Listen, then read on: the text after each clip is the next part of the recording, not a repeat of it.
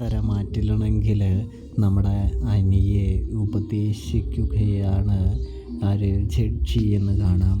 ഇനിയെങ്കിലും ജീവിതത്തിലേക്ക് ഒരാളെ തിരഞ്ഞെടുക്കുമ്പോൾ വിശുദ്ധമായി നല്ല രീതിയിൽ അന്വേഷിച്ച് ഉറപ്പ് വരുത്തിയിട്ട് വേണം ഒരാളെ തിരഞ്ഞെടുക്കാനായിട്ട്.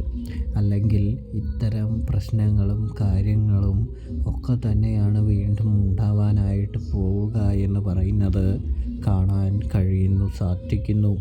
ഇതേ സമയമാണെങ്കിൽ അനിയണെങ്കിൽ നമ്മുടെ ജഡ്ജിയോട് പറയുന്നുണ്ട്, ശരി മാഡം, തീർച്ചയായിട്ടും ഞാനിനി അങ്ങനെ ചെയ്യുകയുള്ളൂ എന്ന് പറയുന്നത് കാണാനായിട്ട് സാധിക്കുന്നുണ്ട് പ്രേക്ഷകരെ, പ്രിയ കൂട്ടുകാരെ.